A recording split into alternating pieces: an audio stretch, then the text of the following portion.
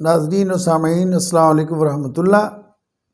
تو ہمارا جو سلسلہ گفتگو چل رہا ہے اس میں ہم نے یہ دیکھا کہ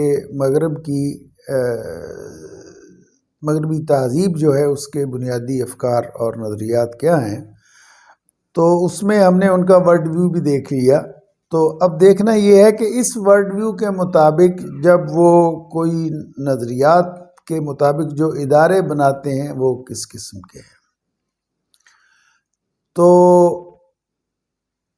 اس میں دو بنیادی نظریے ہیں ان کے جو ہماری سیاسی زندگی کو متاثر کرتے ہیں۔ ان میں ایک ہے نیشنلزم اور دوسرا ہے ڈیموکریسی۔ نیشنلزم یہ ہے کہ قومیں بنتی ہیں زبان، رنگ اور علاقے کے اشتراک سے، لہذا جب قومیت کی بنیاد رنگ، نظریہ، زبان، علاقہ ہے تو اس چیز نے یہ چیز جو ہے یہ لوگوں میں اور قوموں میں تفریق کا سبب بنتی ہے اور آویزش کا سبب بنتی ہے۔ آپ یہ دیکھیں کہ پہلی اور دوسری جنگ عظیم جو یورپین اقوام کے درمیان ہوئی اس کی بنیاد یہی نظریہ تھا۔ پہلے نپولین اور بعد میں ہٹلر جو ہے وہ یہی کہتا تھا کہ ہم مارشل قوم ہیں، ہم بہتر ہیں اور ہمیں غالب آنے کا حق ہے۔ تو اس کے بعد ہم اس کی یعنی نیشنلزم کا مطلب یہ ہے وطن پرستی۔ نیشنلزم کا مطلب یہ ہے کہ وطن پرستی، گویا کہ میرا وطن جو ہے یہ میرے سارے اہداف کا اور ہمارے سارے اہداف وطن کی بہتری کے لیے ہیں، وطن کے لیے ہیں، اور حب وطن جو ہے وہ بنیادی چیز ہے جسے سب پر غالب آنا چاہیے۔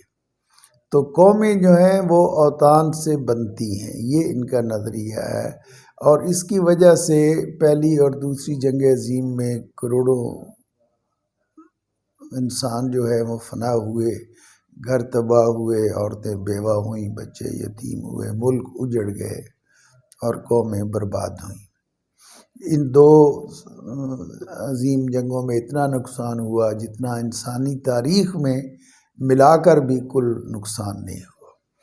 تو یہ اتنا ہلاکت خیز نظریہ ہے۔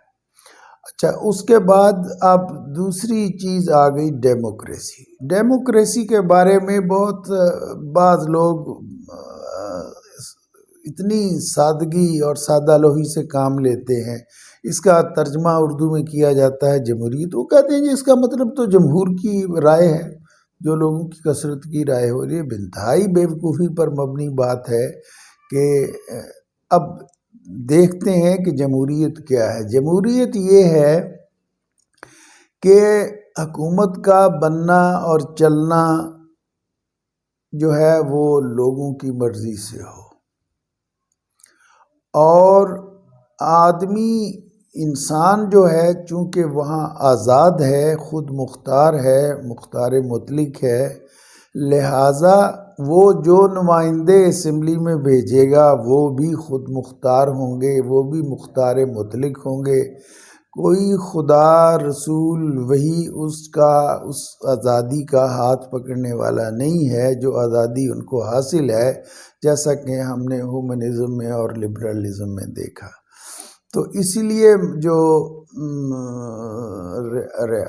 پارلیمنٹ ہے وہ سپریم ہے، وہ جو چاہے قانون بنا سکتی ہے، حلال کو حرام کر سکتی ہے، حرام کو حلال کر سکتی ہے، جائز کو ناجائز اور ناجائز کو جائز کر سکتی ہے، اس لیے کہ وہ خود مختار ہے۔ تو پارلیمنٹ کو وہ سپریم اسی لیے کہتے ہیں کہ پارلیمنٹ کے اختیارات پر کوئی قدغن نہیں لگائی جا سکتی۔ چنانچہ مغرب کی جتنی پارلیمنٹس ہیں انہوں نے باہمی رضامندی سے زنا کو حلال قرار دیا ہوا ہے، اس کے لیے قانون سازی ہے کہ آپ کر سکتے ہیں۔ جوا حلال ہے، آپ کھیل سکتے ہیں، اس لیے کہ پارلیمنٹ نے اسے حلال قرار دے دیا ہے۔ شراب پینا حلال ہے اس لیے کہ پارلیمنٹ میں اسے حلال کر دیا ہے۔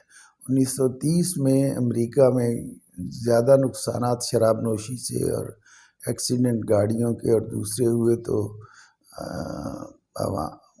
پارلیمنٹ نے پابندی لگا دی۔ جلد ہی اس کے خلاف شور اٹھنا شروع ہوا کہ ہمیں شراب پینے پر پابندی کیوں لگائی گئی ہے، تو بالآخر 5 سال کے اندر اندر مخالفت اتنی بڑھ گئی کہ انہوں نے وہ پابندی واپس لے لی، اور تب سے لے کر آج تک پارلیمنٹ نے قانون پاس کر دیا کہ شراب پینی حلال ہے، البتہ اتنی نہیں پینی چاہیے جس سے کہ آپ کے ہوش جاتے رہیں اور آپ گاڑی چلائیں، اور اگر آپ شراب پی کر گاڑی چلائیں گے تو آپ کا چلان ہو جائے گا، اتنا ہی ہے نا، لیکن آپ کو پینے سے کوئی آدمی منع نہیں کر سکتا۔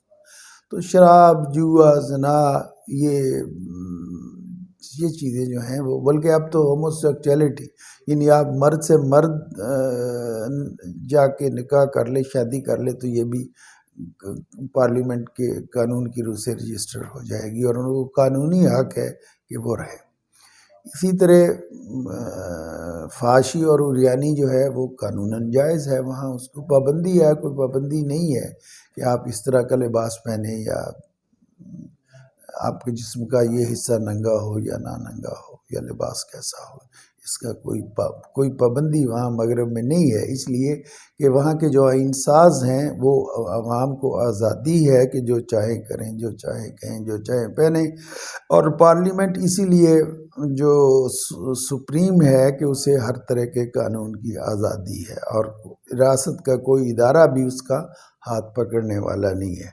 کانسٹیٹیوشنلزم یعنی آئین کے مقدس ہونے کا تصور، یہ بھی اسی وجہ سے ہے کہ وہ جو آئین ہے یعنی ریاست کیسے چلانی ہے، یہ آئین بھی عوام نے بنایا ہے، افراد کے نمائندوں نے بنایا ہے یا افراد نے۔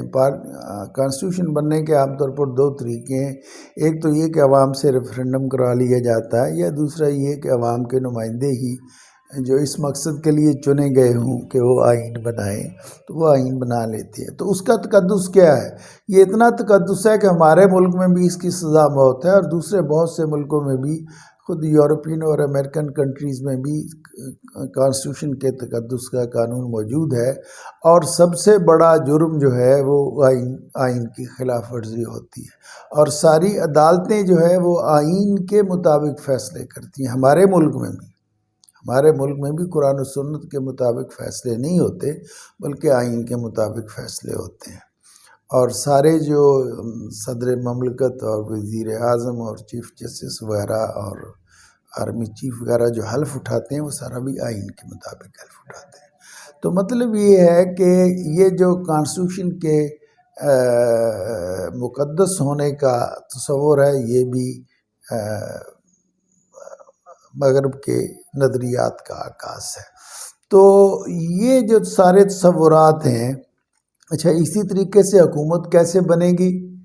حکومت عوام کی مرضی سے بنے گی اور عوام کے ووٹوں سے بنے گی۔ یہ جو انتخاب کا طریقہ ہے اور عامت الناس کے یعنی 1 person 1 vote کا جو تصور ہے، یہ بھی اسی کا نتیجہ ہے۔ تو اب آپ سمجھ سکتے ہیں کہ یہ جو جمہوریت ہے یہ کیسے اسلامی ہو سکتی ہے۔ یہ جو نظریات ہیں وہ 100% غیر اسلامی ہیں، اور ان نظریات سے جو ادارہ بنا ہے وہ بھی 100% غیر اسلامی ہے۔ لہذا اگر جب ہم یہ کہتے ہیں کہ جمہوریت کفر ہے یا جمہوریت کافرانہ نظام ہے یا کفریہ نظریات پر مبنی ہے، تو یہ اس میں کوئی مبالغہ نہیں ہے، یہ بات غلط نہیں ہے، بلکہ جس طرح کی جو وضاحت میں نے آپ کے سامنے کی ہے اس سے صاف پتہ چلتا ہے کہ جمہوریت غیر اسلامی ہے، اور وہ غیر اسلامی اور کافرانہ افکار کی پیداوار ہے۔ لہذا جمہوریت کسی مسلمان کے لیے، کسی مسلمان ملک کے لیے قابل قبول نہیں ہو سکتی۔